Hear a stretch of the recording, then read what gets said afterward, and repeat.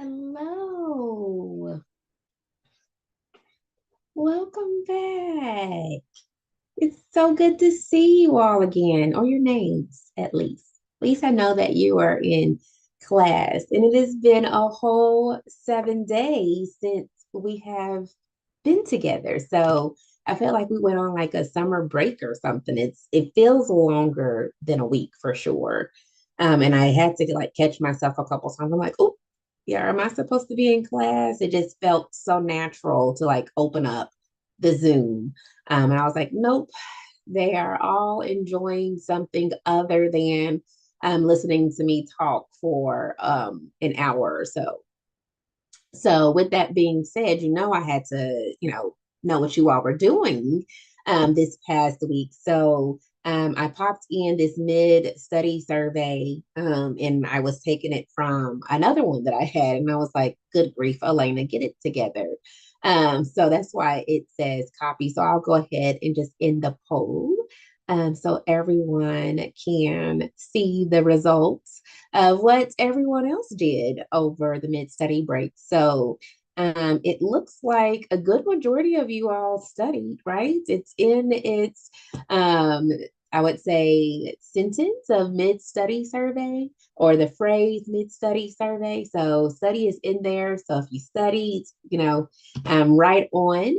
It looks like some of you all completed the mid study survey. If you haven't had an opportunity to do that just yet, please make sure you do that for a couple of reasons. One, you're not going to be able to advance for it to get the week's recap notes at the end of this week. And then two, um, as we progress to the end of our 16 week, you'll also get your course completion certificate, and you can't get that until you take the mid study survey. So make sure, if not tonight, sometime this week, get that mid study survey in there. I forget how many questions it is. I think it's eight. And it shouldn't take you anywhere, probably, I would say, less than 5 minutes. But it does help not only myself as the facilitator, but also Jen as the leader of this program initiative. So we try to, of course, for me, I'm always looking for ways to improve you all's experience. So without that feedback, without that information, I'm just going to continue to do what I've always been doing. And you know how much I hate that phrase. I'm definitely always looking at ways that I can improve myself. Look, it looks like a lot of you all went over your notes, which is great. You went over your notes, went over my notes, went over and reviewed the videos. So that's great. So I see that you all are reviewing those flashcards. Really, honing in on those terms is really important. It's really key. I always, again, like to tell everyone, make sure you define them for yourself. Like trying to memorize the exact word for that specific term may not do you justice. But if you can, memorize or come up with your own definition that is similar to the definition on the card, that's going to help you, right? And then also making sure that you're doing things to recall those terms when needed. Catching up on work. You know what? I did that. I stayed at work a little bit later because I know I did not have to, check in with you all on Mondays and Wednesdays, on Monday and Wednesday. And we had a big class that joined actually on September 9th. So I onboarded a little bit over 300 new associates and interns. So got that behind me now. So I can now get into our slower season, which I am looking forward to. So it looks like some of you all caught up on work as well. That much needed rest, right? I did a little bit of that as well. So I was like, you know what? I'm gonna turn it in a couple of hours early. So I felt like I full rested, energized. I hope you all are as well. Because we have unit 4 and unit 5 to get through, and I need high energy. Um, hung out with family and friends. Not so many people did that, but you know what? I recommend it. Getting the love and support from family and friends as you are going on this journey is going to be important as well. You need to have that champion, right? You need to have that cheerleader telling you, you got this, you can do hard things. What do I need to do to support you? Maybe that is taking the kids for a couple of hours or going over flashcards with you, things like that. So, yeah, lean on those family and friends for just additional support. And high five to the person who said they did nothing but mindless activities. I love that, especially, during a break period. Sometimes we, give 150% and we are at max and we experience burnout. And we know that we have a goal in mind. So sometimes what we have to do is take a step back and was like, you know what? I'm not doing anything. I'm not going to do a thing. But, come this week, I'm going to, again, give it that 150% till the goal line. But sometimes, yeah, doing nothing is very important to our mental wellness because, again, the 16-week course that we're in now, and I believe we are in week 10, so we have 6 weeks left. So we're going to give it all we got. And then something else that is not listed here. So as I was thinking through this poll here, I was like, there was a lot of things that happened last week. Like there was football, there was the debate, there was probably some other things that were going on that I am just not aware of. But I was like, yeah, there was like a lot of stuff that was packed in to last week when we did not meet. So thank you all for sharing what you all did over the mid-study survey. So I am going to stop sharing now and now just turning our attention to Unit 4. So we wrapped up Unit 3. We did yes, and we got rid of it. Not for good, but just for the time being. And so now we get to talk about total rewards, one of my favorite sections, probably because it has money involved and other benefits. I love talking comp, I love talking money, I love talking benefits, but I don't think that is my specialty role as it relates to an HR function. So I love all the HR functions. This is probably my least one that I spent I would say a season in. I don't like it, but I like it. So if you know, you know. So I'm gonna go ahead and get us started. We are going to check out pages 1 through 22 tonight. So not a heavy lift, which I also appreciate as well. Just coming back from a mid-study, we don't want to like be covering like 50 pages. Like that's too much. So we're going to ease in to Unit 4 for sure. Yeah, Tiffany. Yeah, you hung out with your 8-month-old baby and husband. Isn't that something? You got to hang out with them. So I'm glad that you got some hang time because that's important. So all the snuggles and the kisses and the cuddles are very important. So yes, I hope you are feeling re-energized. So let me get us into presentation mode. And of course, like being a week off, right? I'm like, what is my password? How do I log in? You would have thought that this was my first time getting into our lesson. Like we're about to talk about Unit 1. So that's again, everything is probably on autopilot, and then it breaks, and then you're like, what in the world is going on? Tell me about it, Tiffany. Yes, in the working the full-time job. Um, and you will reflect on this as I do. And I'm like, how did I do it all? How did it all get done? You know, being a wife, being a mom, being a full-time employee, doing the prep course, all of that. And then when it's all said and done and you look back and you're like, wow, I really did that. Huge accomplishment. I will tell you one thing that one of my coaches tells me is to celebrate and do not downplay your achievements. Celebrate, continue to celebrate, because oftentimes we will say we just did it. We didn't know how it got done, but it got done and we did it. And we need to pause. We need to pause and we need to celebrate those monuments, right? So, being a mom, Tiffany, being a wife, hanging out with family, we need to celebrate that. We need to celebrate because time moves fast. So don't forget to just really, like the phrase is stop and smell the roses. All right, so while we're smelling roses, let's also smell some total rewards. So our exam breakdown, PHR, SPHR, SHRM CP, and SHRM SCP on the screen here. We know that the PHR and SPHR, well, not on this slide here, there isn't any increase except for SPHR.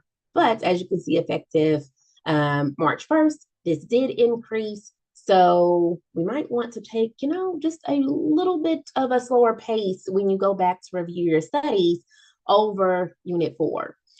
Also, really quickly before we dive into the objectives, there was an email shared today, and there was a learner that was a part of someone else's cohort, but she was very vulnerable, and she shared that while she did not pass the exam, she still offered feedback, and she missed the exam by 8 points, and she plans to take the exam again in the November-December timeframe.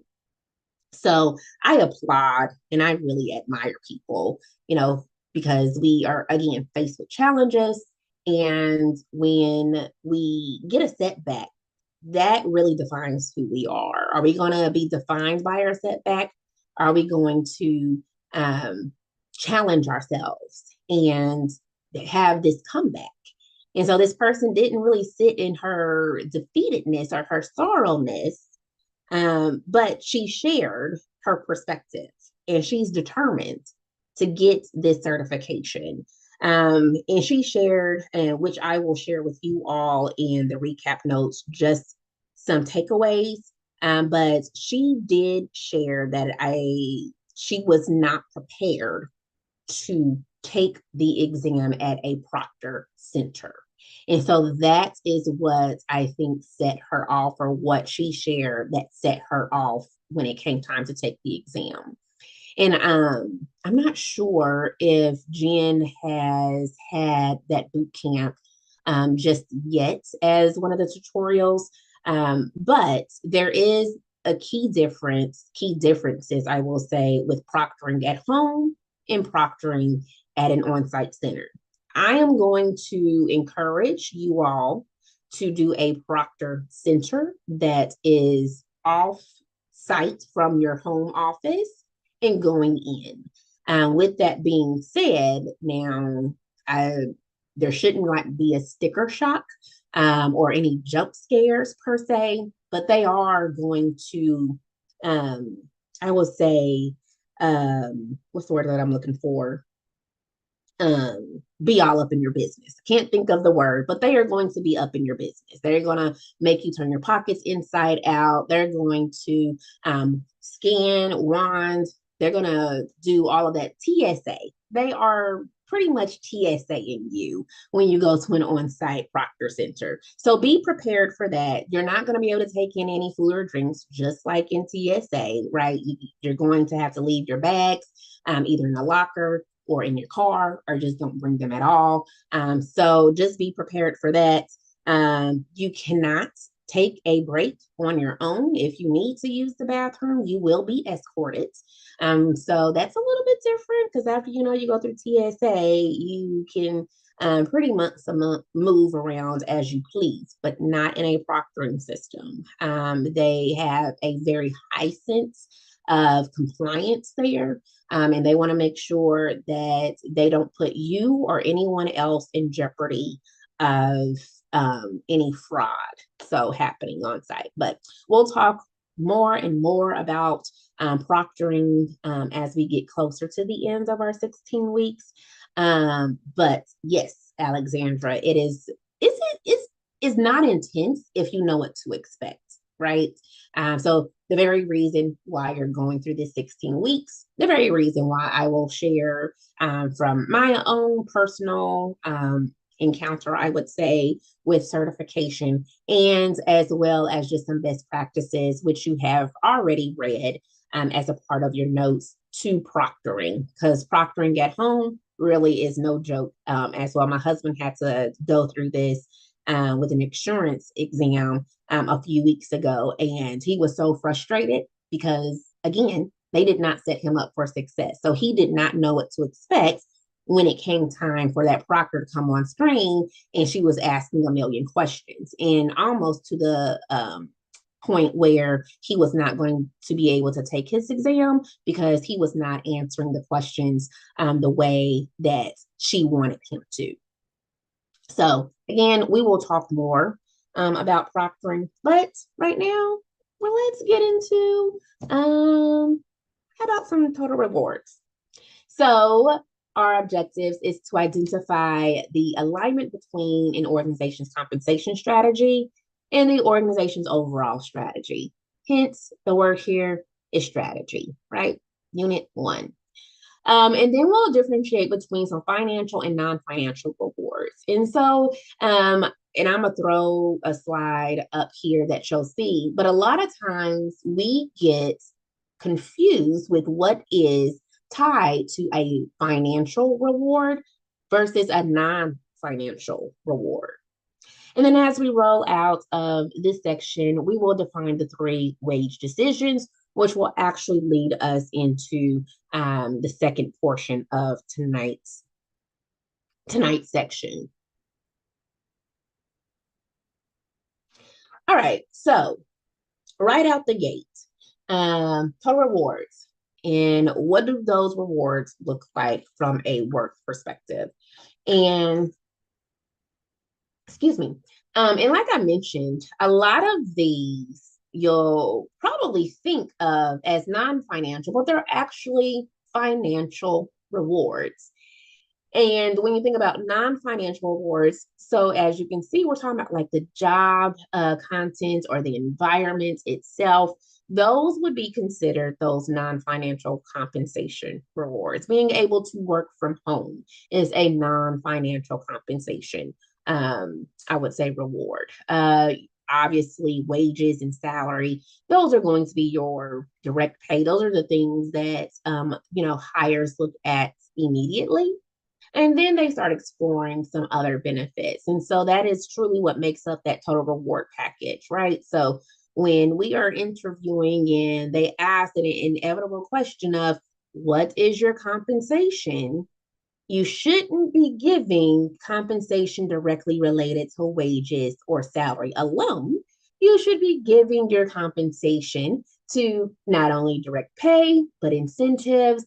And you also want to always look at their benefit package, right? So, um, Veronica, the telework now, trust. If I had to travel into work, it'd probably be an hour or more. So I definitely see the reward. But yeah, it is down there in the non-financial aspects of things. So we're going to talk about a lot of the incentives. We're also going to talk about benefits as well in Unit 4 and in Unit 5. But again, as you can see, some of those non-financial compensation or making the job interesting, interesting duties, responsibility, right? So maybe it's job enlargement, achievements that are being recognized, the challenge and advancement. Or the thought of advancement, learning, development is in there, friendly coworkers with the environment. No way, right? So you probably don't even think about that as a true like reward, but it is so nice to be able to work with friendly or supportive colleagues. So yes. So strategic objectives. So when we think about compensation and we think about the strategic objectives and we go back to unit one and we're tying all of this together, right? So again, unit one is our foundation and we're just putting the building blocks on top of unit one. So as I mentioned, all roads lead back to the strategy of the business. And when we think about the strategy of the business, what is going to keep our employees happy, right? And what is going to retain our workforce? And so here on this slide is just calling out that what compensation has that influence over, and it has influence over job satisfaction, no doubt. It has influence over productivity, especially when you're talking about, bonuses could be having impacts on productivity, any profit sharing that really anything that has to do with the company being profitable can turn into productivity. Again, as it relates to compensation, labor turnover. So, without a competitive compensation, you can better believe that you're going to experience some turnover within the company, especially if you have competing industry partners that are paying above and doing the same thing. And then there's just some other organizational processes that may be involved in the strategic objectives that make up compensation, like the ability to pay, the size of your employer. All of those things again would go into this strategy of sorts as to how we compensate our workforce. All right, so here is our strategic relationship and how things bounce back to the comp system. Remember, the comp system goes to the strategy, the overall strategy of the business, but we have all of these functions, right? So we have staffing, we have the PE, we have the training and development, we have employee relations, and how does that all have an impact on the strategy of our comp system? And so, understanding these relationships really help to develop a more holistic view of how compensation works within organizations. So, let's take a look here at Exhibit 2 from in your book, highlighted on our screen. So, for staffing, right, we're looking at pay and benefits that can attract or discourage, applicants in the hiring process. That's why we have consistently asked for the pay range to be in the job description.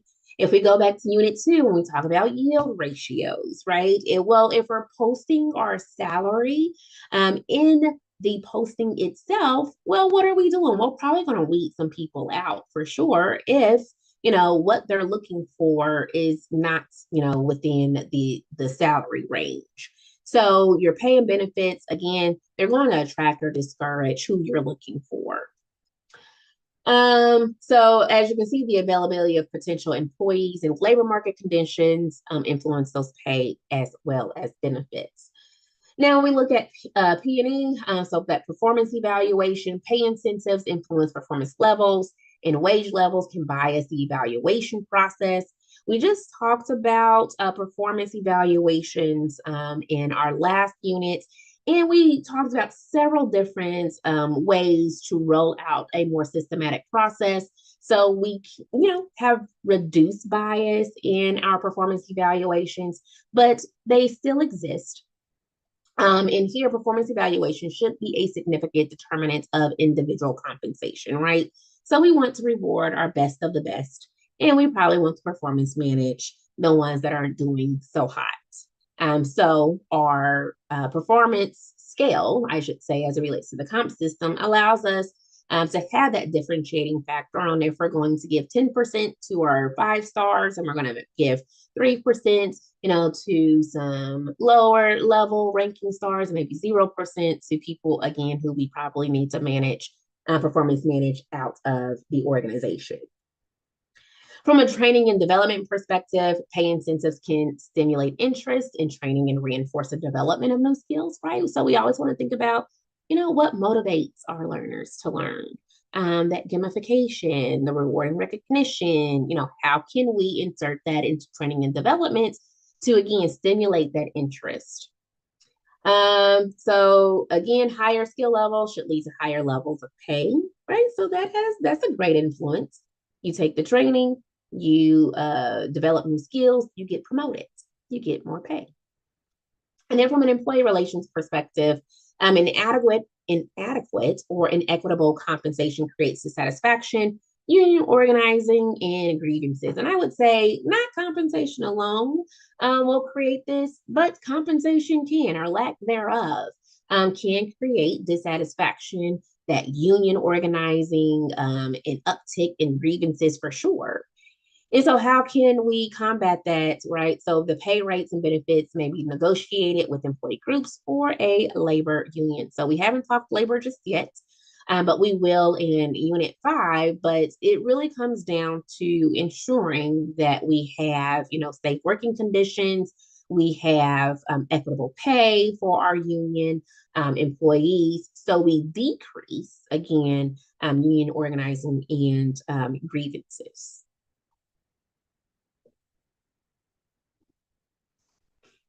All right, so strategic objectives of compensation. So we want to know how these impact compensation, or again, our ability to pay our employees. So the first thing we start with is legal, right? So we want to make sure that our compensation is consistent with federal, state, and local laws at all times, right? We don't ever want to be out of compliance because that's one, you're not going to be competitive in the market if you're not even abiding by those federal, state, and local laws. Um, Two, we want it to be adequate. So compensation has to be large enough to attract qualified employees to join the organization, and then we want them to stay. So there has to be some sort of retention methods also applied here.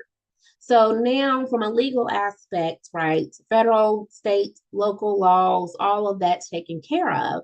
But now we want to make sure that we have enough budget within compensation to attract the people we want to attract. Because remember, if we're putting the salary range in our job descriptions now, we want to make sure that that job description is fitting the needs of the person, of that candidate profile that we're looking for. So we want to make sure that it's adequate.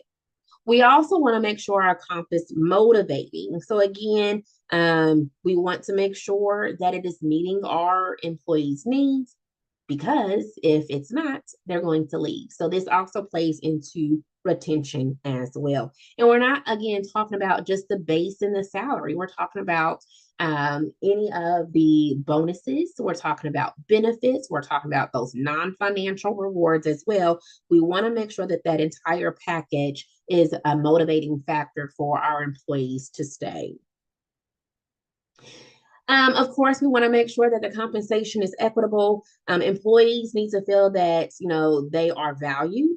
They need to also feel that they're internally equitable relative to other employees in the organization, and also externally. They're talking to their friends that don't work, at your organization, but they work at, again, a competitor. And so they're like, well, tell me a little bit more about your salary range. And they're like, really? So I could come over there and work with you. And that's exactly what my husband is doing right now. He has a friend that's working at another insurance place. And he's like, you know what? You should come over here. I actually do less work for more money. And he's like, no kidding? Tell me more. So we want to make sure that compensation is equitable. Secure. This one is a big one for employees for sure. So when we think about security, we think about ensuring that the company can meet its financial obligations. I don't know about you all, but I have worked for a company before where they're like, I don't know, Elena, if I'm going to be able to pay you this week. Um, that that was not a good feeling, right? Because if you're not able to pay me, then I can't pay my bills and I can't take care of my family's needs. So this is having that sense of security to make sure that an organization can meet its financial obligations is important to the employee, right? So whether it's a biweekly pay or semi-monthly pay, whatever that looks like, we want to make sure that that direct deposit hits when it's supposed to, and it's the correct amount. And then lastly, cost benefit effect. So here we want to make sure that the comp system that we're using isn't antiquated, right? We're not using a pencil and oh goodness, I can't think of the green paper that used to be used. What was that called? Like ledger paper or something. But we're not doing that anymore, right? We're not putting comp things on sticky notes. We're not pushing papers around. We want to have a solid system in place where we can adequately, use the system to turn out payroll and compensation on a week-to-week basis. So these are your strategic objectives of compensations. There are 6 of them. And remember, all of these help to, I would say, reinforce the comp strategy. All right, so before we move on, a knowledge check. So, which compensation objective competes with the objective of motivating employees to high performance?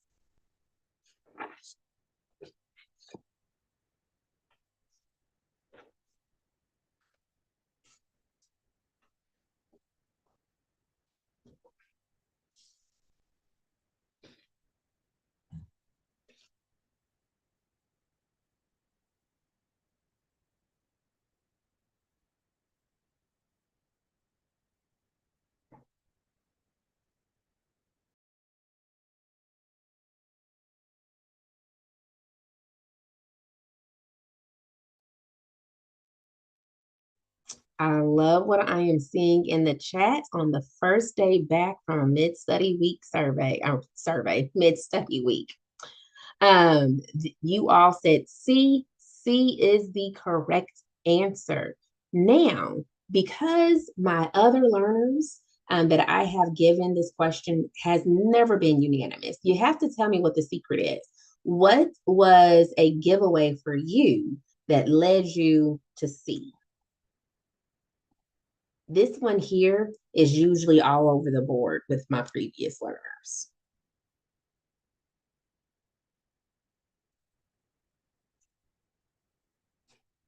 How did you all come to the conclusion of C? I have my thoughts.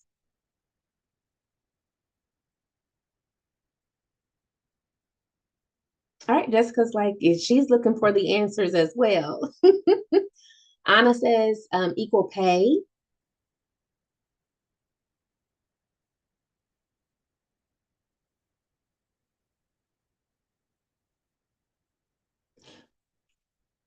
You know what? I'm sitting up here and I am just lying through my teeth. I am agreeing with you all as C as the answer. C is not the answer. And I'm like, I'm really asking you all, how did you all get to C? And C is not the answer. I had to go and look at the question again. Oh my goodness. I'm gonna have to go and like redo the recording because I can't go on record saying that C was the answer and C is not the answer. This is incredible. I'm gonna have to just come on video so you all can see my face. Like this, I don't know even how. I'm like, Elena, this is not the correct answer. Jessica, I think when you asked that question in the chat, I was like, wait a minute. Yes, because I think I wanted to be that cheerleader and be like, yeah, the answer is C because you all answered C. My sincere apologies for leading you all down that celebration path. We will celebrate, but pick a different answer. All right, so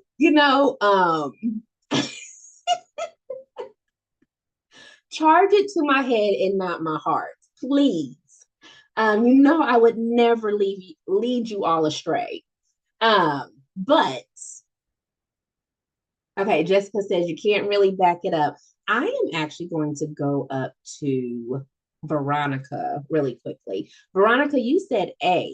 Why do you say A? Chris Christine, you also said A as well.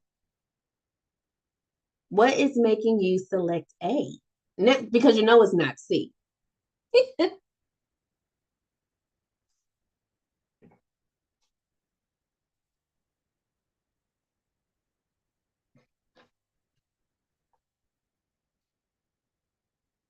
Ah, yes.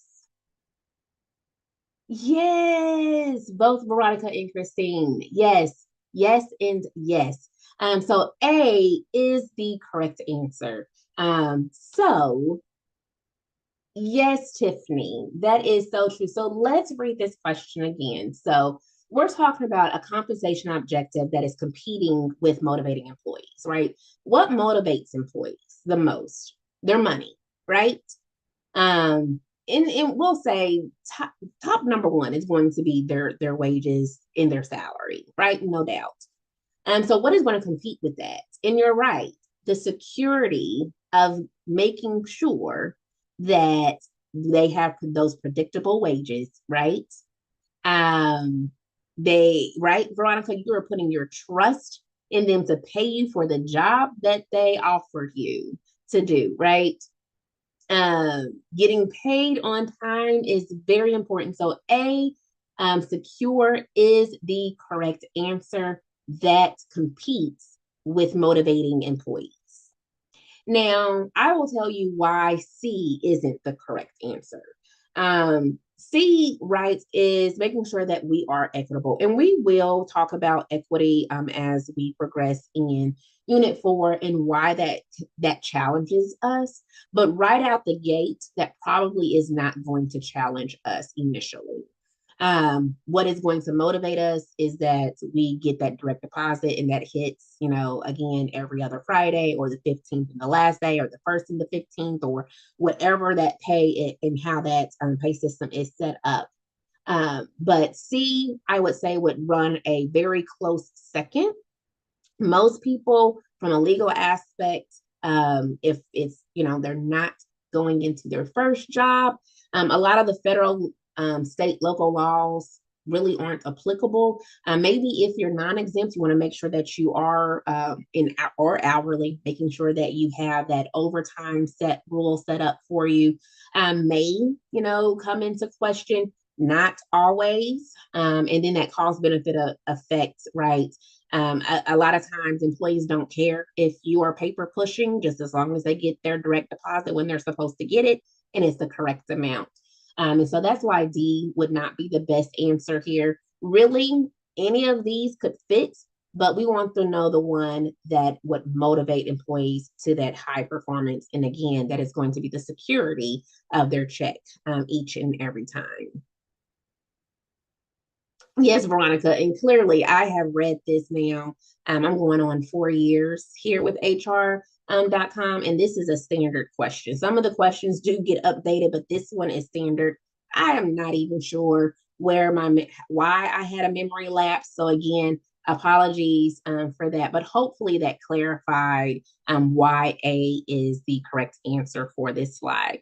Before I move on, any questions? Was the explanation clear as to why we doubled down on A?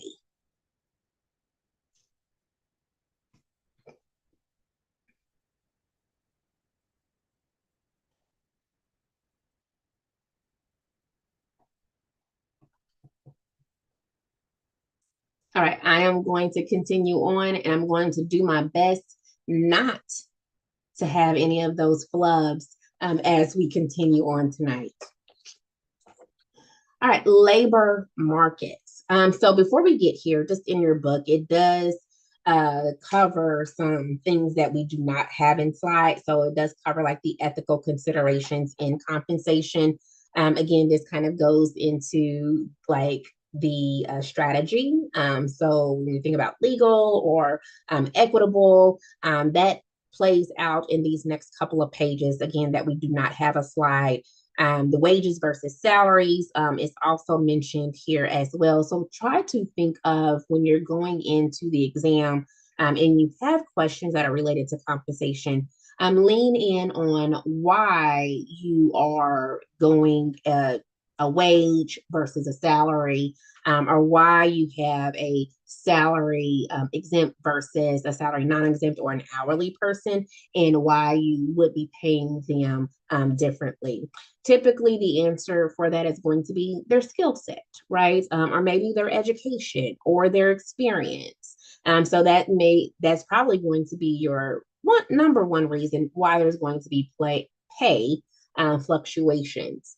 There's also a talk about pay secrecy versus openness. I think that that is a very controversial topic still discussed today. Now, as a union employee, there is that freedom of speech. So it does go against the NLRB and can result in a fine for the employer. So again, we'll talk about that as we get into Unit 5, but a lot of organizations still have that underlying norm that you do not discuss pay in the workplace. Now, I will say my former employer, Honeywell, those interns, those early in career professionals, they don't care. They will tell you exactly what their salary is. There's been so many conversations that I had previously just about how offers were created. Even this year, working at Grant Thornton, I had an intern also ask why other interns were being paid more than this particular group of people. So these newer generations, I don't know that they really have a care about pay secrecy. I think they're very open into sharing, and they want to make sure that they are being equitably paid, and they're going to challenge employers. So one thing to note, again, for your exam is probably thinking through, why do you think it's necessary to have pay secrecy? Is it who are you protecting when think about why aren't our employees sharing their wages? Now, as we are coming up to this slide here, when we talk about labor markets, and again, just the fluctuation in pay, you're probably going to fall into one of these three buckets here. So Kristen says, I was just hired into a job and was asked not to talk about my pay. So again, it's very controversial. I had a manager explicitly tell me that I could not share my comp increase with anyone. It was a secret. And if I shared it, I was going to get in trouble.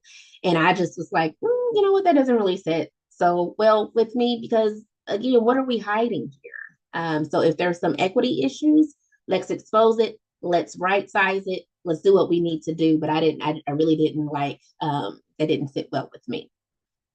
Not that I'm freely just sharing my wages and salaries with people, but to tell me not to share it, I didn't like it.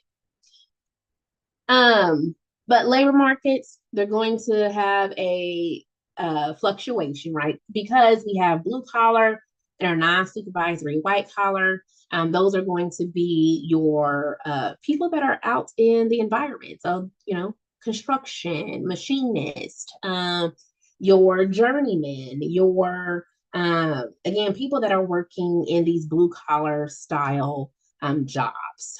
They are probably going to be paid an hourly rate of pay. Some of them may have a salary, but a lot of them are probably being paid hourly, and they qualify for overtime. Your professional employees, these employees are going to be more salary related. They probably have a bachelor's, a master's, a PhD. They have probably a significant amount of experience in their profession. Again, they're going to have that annual salary. So a lot of your professional employees aren't going to be hourly. They're more or less going to be salary exempt or salary non-exempt. And then you have your supervisors and executives. And so these are the people that probably have promoted within the company. They could be external as well, but as we get into the highly compensated employees, we call our executives and CEOs, we know that they've probably just moved up through the promotion process. What you will notice with supervisors and executives that you probably don't notice with professional employees or blue collar is that as you get to the supervisory level, sometimes, I'm not going to say all the time, but that education really is insignificant because their experience is going to highlight that experience is what going to spotlight them into that particular role. Now, at the very base, right? They need to have that bachelor's or master's degree or whatever. But again, that is not as what is going to be used as a selling point when it comes to make an offer or to their salary. Their experience is probably going to, again, spotlight more so. So I got some questions coming in here. Kristen is looking for the red flag. Tiffany says, isn't there a federal law that allows you with rights to discuss pay without being demoted, terminated, or disciplined, or is that only for federal employment? So Tiffany, I would say yes for federal employment. This is true, and a lot of their salaries are public. For I would say those private employers, being terminated based on discussing pay, I would say would not serve as the best practice for any employer. So I believe there has been a lot of, I would say, an increase, I would say, in whistleblowers that have shared salary because of inequities within a company. So I believe, and that's where that controversial topic comes from. I have not had anyone, I have not seen, read, or anyone has brought to my attention where they have been dismissed or disciplined because they have talked about pay. So again, it is a topic that is very controversial. Is there anything that's written in stone or the code of conduct? No. Could you find some gray area, some ambiguity within your code of conduct that could go back to discussing pay? Maybe.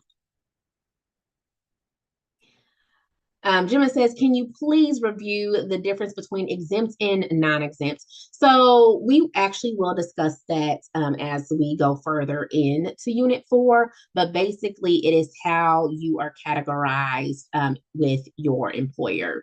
If you recall, we talked about the job analysis, and remember we talked about the EEO and how there are different categories as it relates to, let's say, our executives or our professional employees, and based off of their job duties, will actually put them in either an exempt or a non-exempt role. And it's going to also, I would say, salary plays into an exempt and non-exempt role as well. Again, we'll get more into that as we do a deeper dive into Unit 4, but really your non-exempt employees are going to fall under the FLSA guidelines. They are going to qualify for overtime, whereas your exempt employees would not. So non-exempt really is anything in excess of 40 hours in a week that they will go into overtime. Your hourly, so like your blue collar, non-supervisory white collar, sometimes as an hourly employee, anything in excess of 8 hours in a day could go into an overtime status, or it could also round out that at, again, anything in excess of 40 hours. It really is going to be dependent upon the industry that you are in when we were talking about hourly employees specifically. But salary exempt, no overtime. Salary non-exempt, overtime is I would say, probably the easiest way to put it.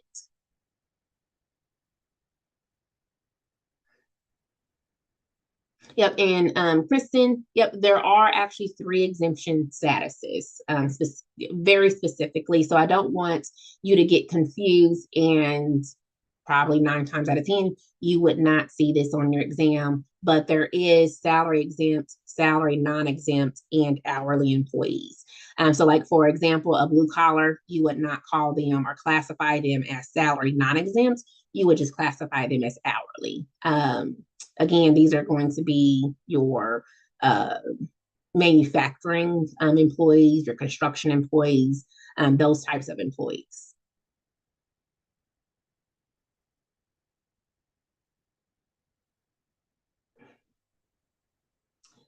All right, so let's talk about determinants of pay, shall we? And the influence it has on an organization's ability to pay.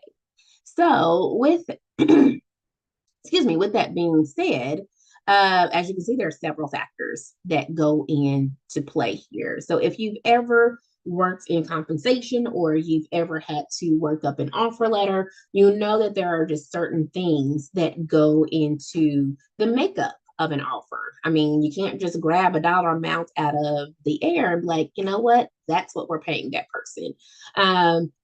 I say making an offer is truly in art at times. I wish there were better systems in place where it could be more of a science.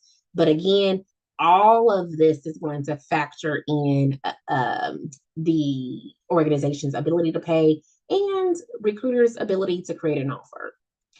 So looking at just some, as you can see here, the external factors, whether an employer is union or non-union, that's probably a big factor because if it's union, you're going to already have your bylaws in place. You're going to have your collective bargaining agreement. You're not going to really delineate from it. It is what it is. It is your book that you're going to follow. Geographical pay differences, right? So if you are a company and you have offices in all 50 states, well, what you're paying me in Missouri is probably not going to be the same that you're paying someone in New York or even Florida or California. So there's going to be those geographical pay difference that have an influence over pay. Very funny story here. So I am an onboarding manager. You all are aware that I work at Grant Thornton, and I had to I had to open up a rec, and I had to open up a rec on the East Coast. I live in the Midwest, and I was looking at the salary range, and I was like, oh my. Like the very top end was very, not, I won't say close to what I'm being paid, but I was like, you know what? I will be an onboarding specialist if they pay me six figures. But I had to think about where the posting was. The posting was in the New York area, where, of course, the cost of living is much greater than someone living in Kansas City, Missouri. So it's really interesting to look at some of those geographical pay differences to your own. Kristen, no, my positions are remote, but I was willing to demote myself to onboarding specialist if they were going to pay me six figures. But government regulations and laws have an impact, social expectations, things of that nature all have an impact on external factors, right? We know the job factors definitely are going to have an impact, responsibility, effort, working conditions. Those org factors always are going to come into play as well. Like I said, the industry size, the employer's ability to pay are coming in there. The philosophies of the organization is a real thing. I did not encounter that a whole lot until I started working at Grant Thornton, but they have a philosophy on how they want to compensate their employees. And, they value hard work. So they're like, if they're working hard, we're going to pay them, a lot. And of course that should be true, but they don't believe in compensating for like completing tasks that you are supposed to. So like, for example, like your trainings, your new hire trainings. And I'm like, no, we need to celebrate that. They completed it. I didn't have to go and track them down. Like, but that's not their belief. So the value of the job is also noted there as well. And then, of course, those individual factors are always going to come into play. What I'm worth is what I like to say it. So, my experience, my seniority, my potential And then just my personal preferences as well. It goes back to I work remote, so maybe I will take, a little bit less pay because I don't have to travel an hour and a half into the office and I save on gas. And what does that look like over, a year or 3 years or so forth and so on. So those individual factors come into play as well when we're looking at compensation.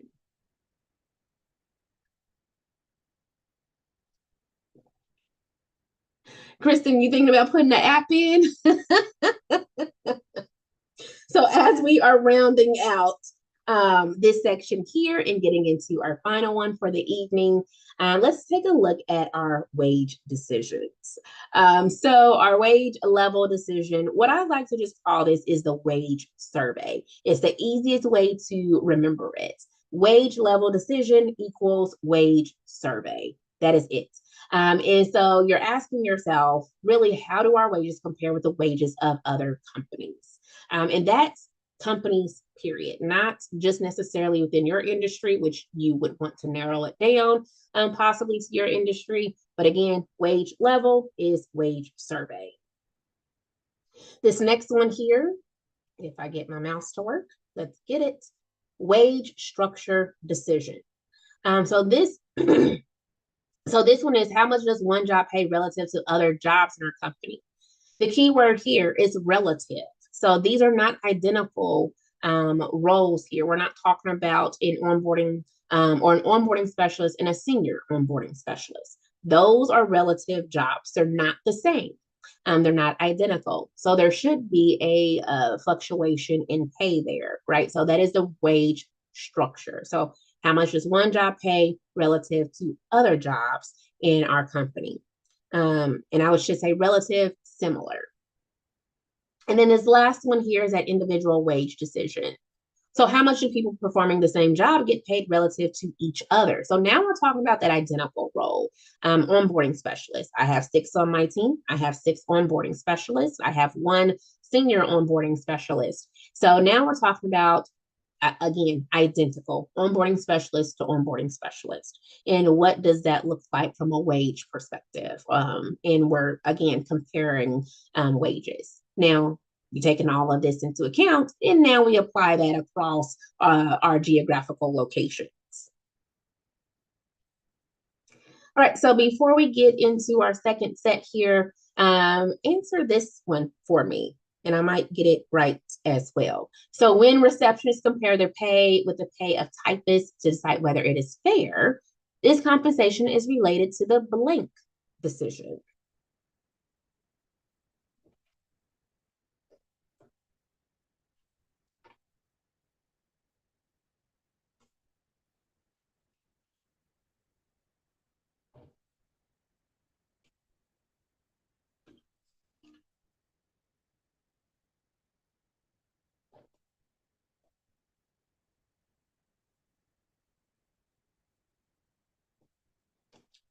All right.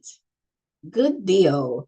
A is the correct answer. I promise this time. It is A. It is the wage structure. So again, when receptionists compare their pay with the pay of typists, right? So it's a similar, it's a relative role. It is not identical.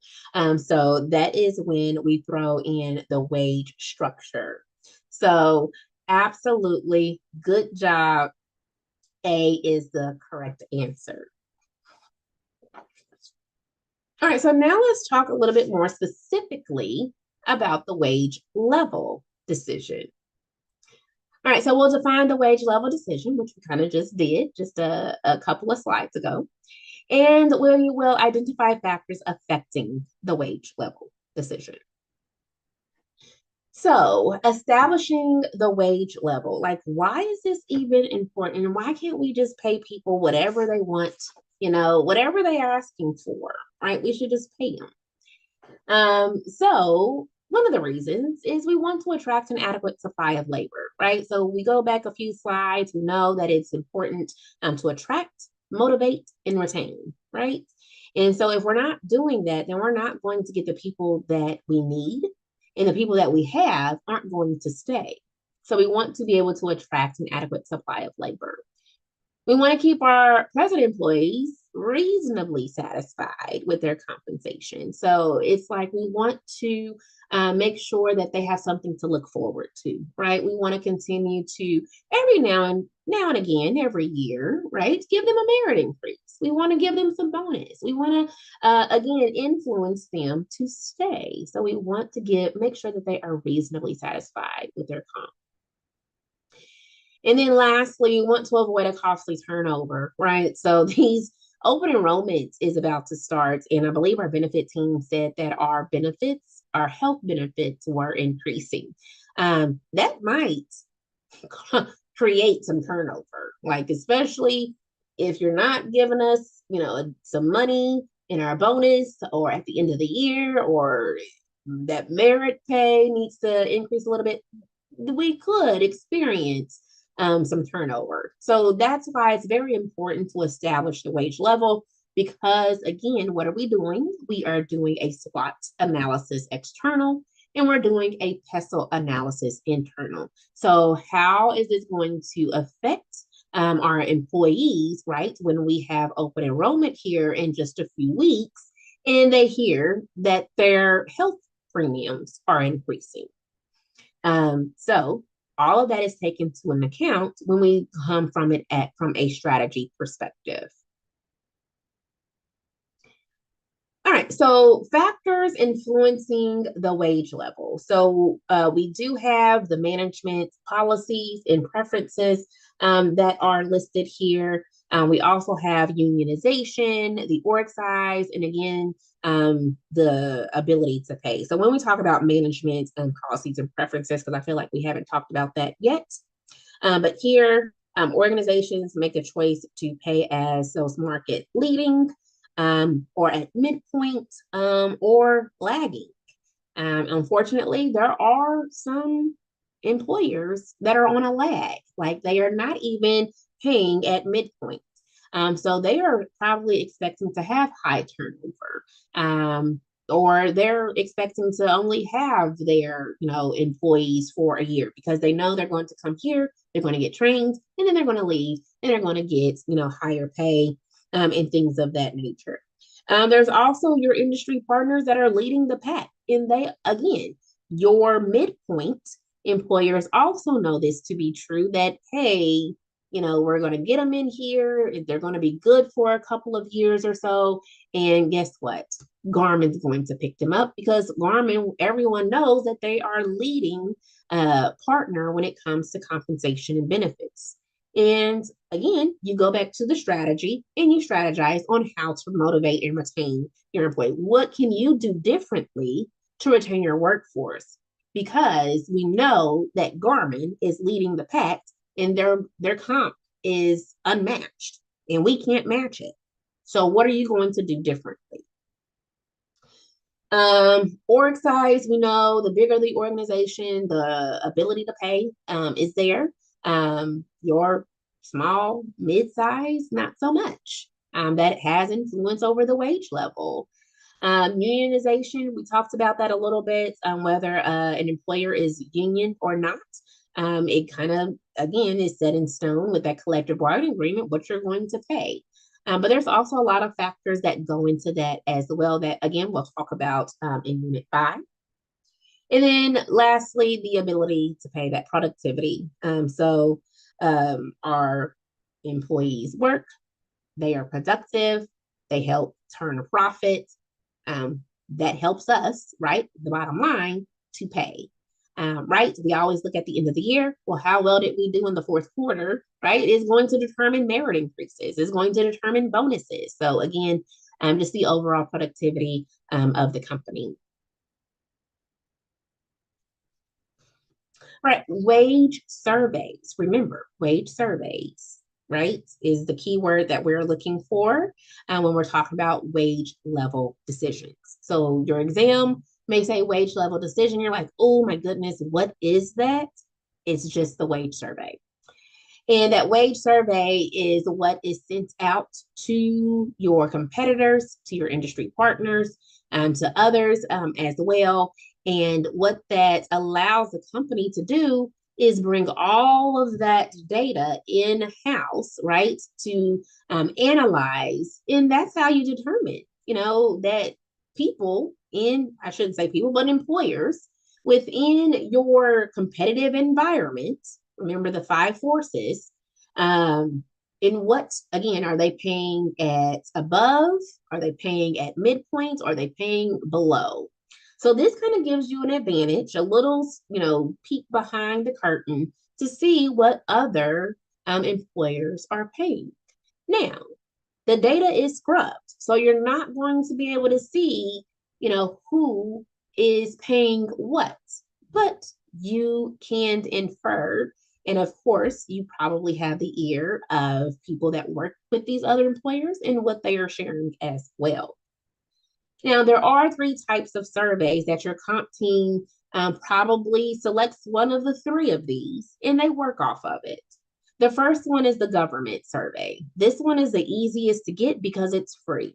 So this is the Bureau of Labor Statistics survey. This provides a variety of wage data through its surveys. We're talking about occupational employment statistics. So this offers truly detailed information on employment and wages across different occupations and industries, right? These are publicly available. You can download them. Again, there's no cost associated with it. So this tool here that is available at our fingertips, it helps for benchmarking and analyzing comp trends, right? You're probably thinking like, geez, well, why would they even go with these other two surveys that I haven't even talked to you about if the BLS is free?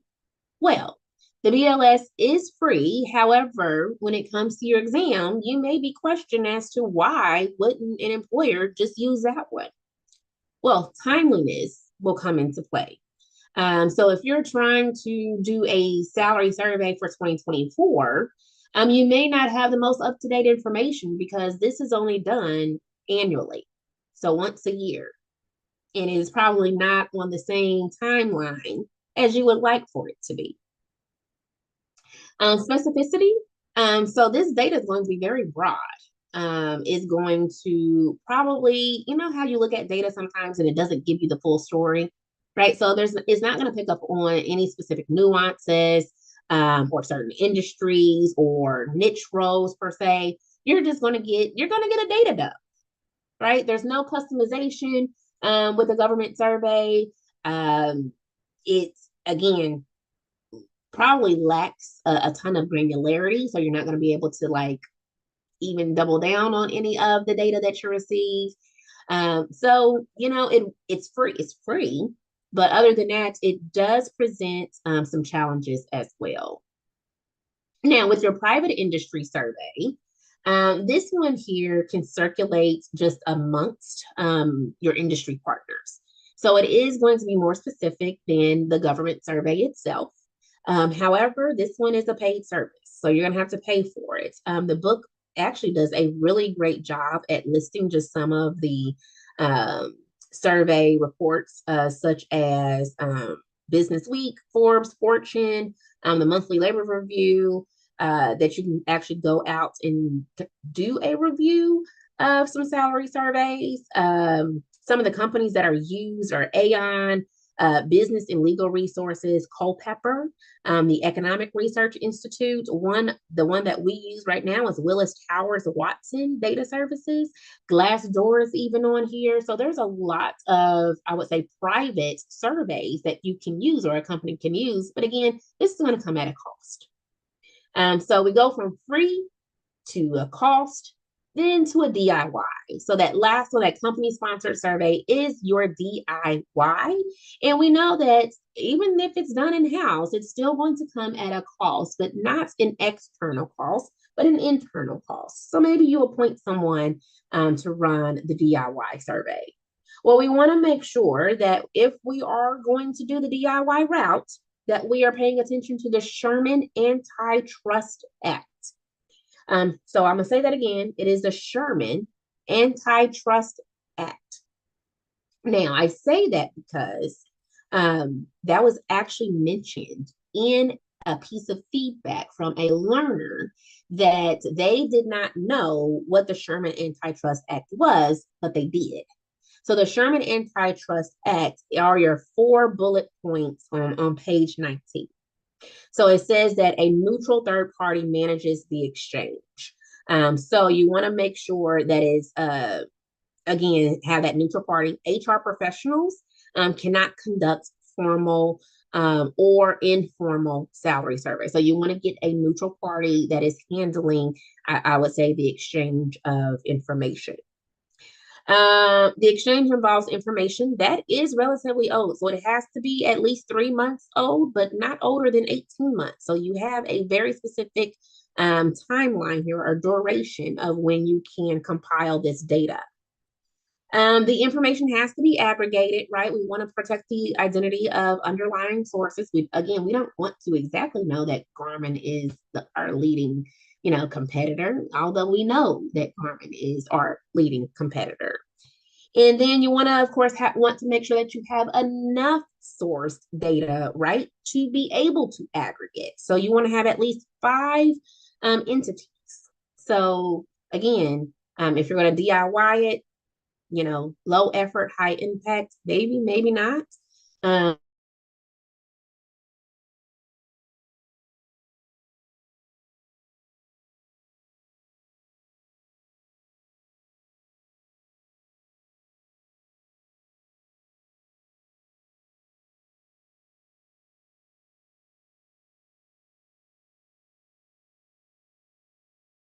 in the time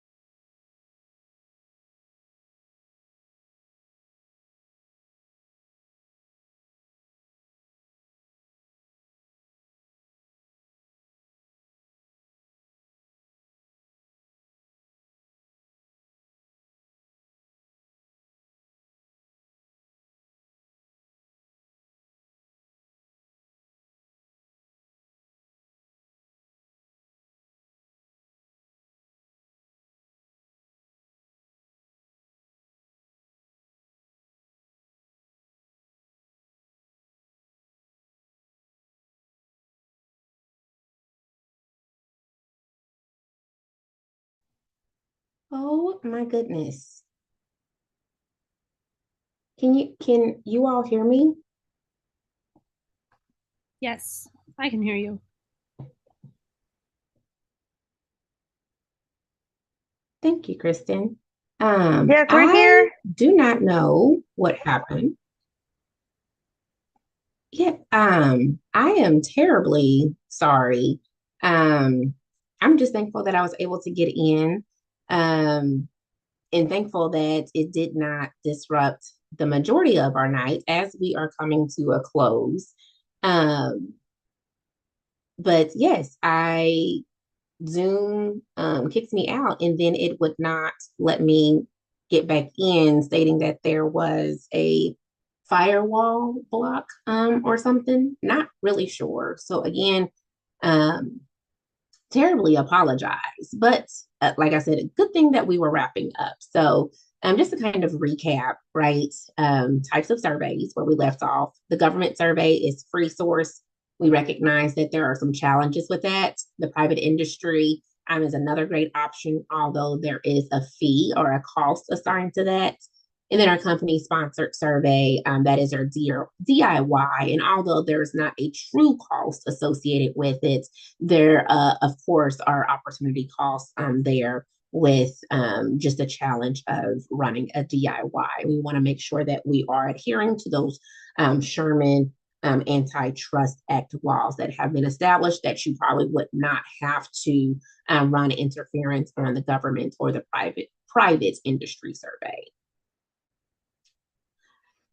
We did talk about the reciprocity, the anonymity, or the low cost, right? There's really no cost, and then timeliness of it all. So just as we close out tonight, I'm just looking at the survey data. And so we kind of going back, I would say, to middle school, maybe middle high school, when we learned about the mean, the median, and the mode, right? So the mean is that mathematical average where you're adding up all the numbers, you're going to divide by the total number itself, and you're going to get that average. And then the median is just that middle number in the data set. So when you line them all up, you take that middle number that's there. And so that is your median, middle. And then mode, where is the number that occurs the most often. So you're looking at, how many times does 33 show up, or how many times does 4 show up in your data set. And so again, just looking at that survey data from a mean